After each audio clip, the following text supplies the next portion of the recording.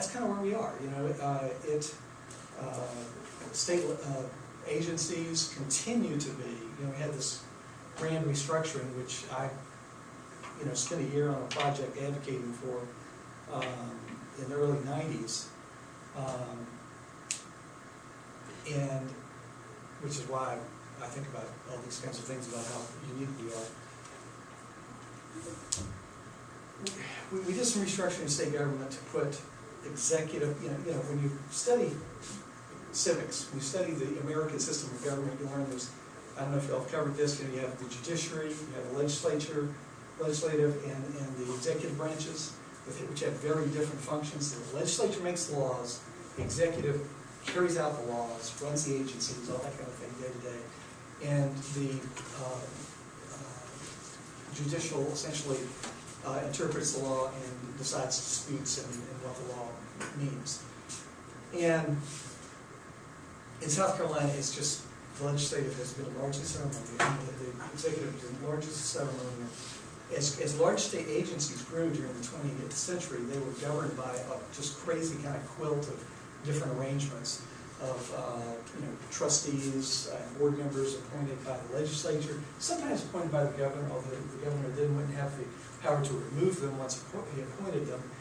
And it's just kind of wild. You know, every agency was different, had a different structure for answering. So if you like somebody governor and say, I'm going to do so-and-so, well, he might, through force of personality, get some people to go along with him, but he didn't have anybody working for him at any of these agencies who had to say, yes, Governor, okay, I'll do that.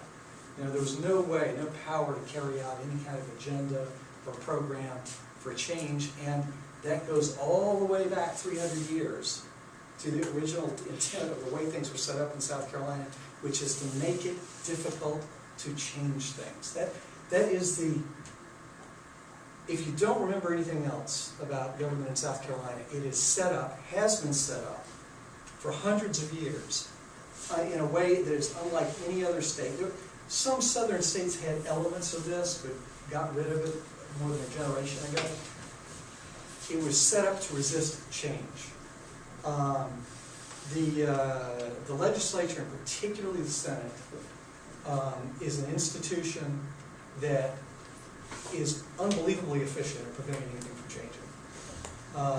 The Senate, it's, you know, amended its rules some in the last few years, although you really can't tell that there's a lot of difference.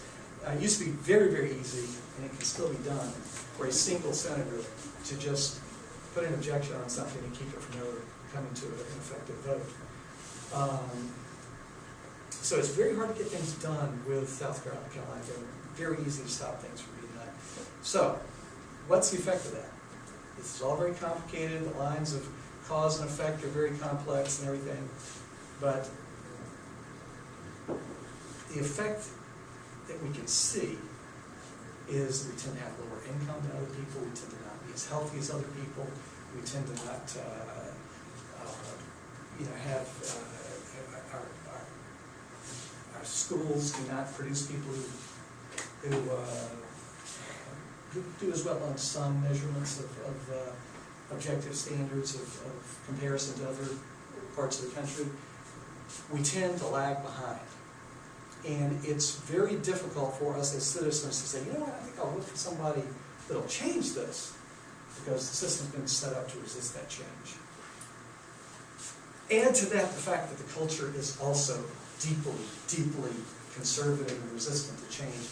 And it is also, and this is a characteristic that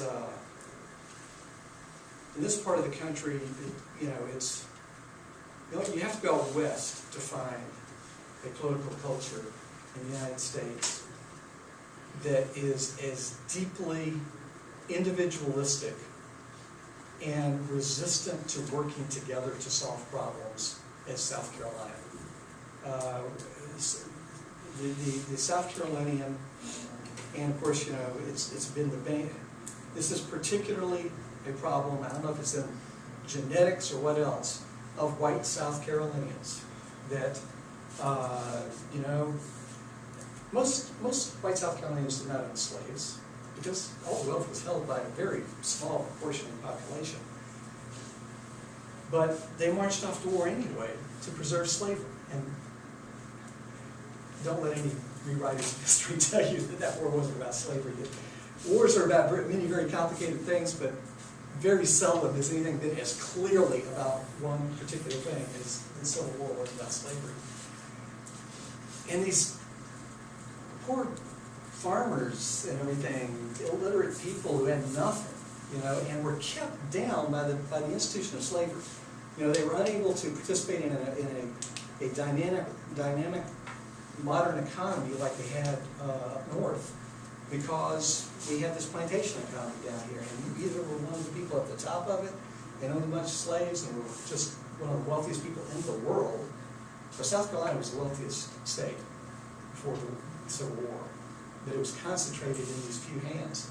You were either one of them, or you were just out of it. You were just barely scrabbling along, making a living. And yet these people took up weapons and marched off to get killed in droves in defense of slavery. And the reason why is because they were sold the idea that somebody up there is trying to tell me to do something. And I'm a South Carolinian, by God, nobody's going to tell me what to do. And that is deeply, deeply, deeply ingrained in the politics of this state. It is, you see it everywhere. You'll hear it in campaign ads. You'll certainly see it at a Tea Party, excuse me, Kelly, at a Tea Party rally on the State House steps. It's all about don't tread on me and don't anybody tell me what to do. Very powerful emotional response. It is, I was driving here, and sorry to be a few minutes late, but driving on the way here, somebody had the radio on a station I don't normally listen to, an AM station which I never listen to, and an ad for a gun shop comes on and says, I forget the exact words, but it was like a caricature. It was, your Second Amendment rights have never been more under siege. In other words, scrape up $500 and run out here and buy a gun right now, because you'll never be able to again. But it works. This kind of emotional appeal to you and your rights, and people try and take your rights away, which is ridiculous, is just kind of what tends to drive a lot of politics in the state. So, we have elections and we fight and we fuss and we argue and we debate. We resolve we're going to get things done, and we have a lot of trouble making progress. When I left the newspaper, I did a column. My last column was unfinished business in South Carolina. And, in 1,000 words, there's only so much you can touch on. I talked about 5 or 6 main headings of things that really need to get done in South Carolina. And the list was not all that different from what I would have written 20 years ago.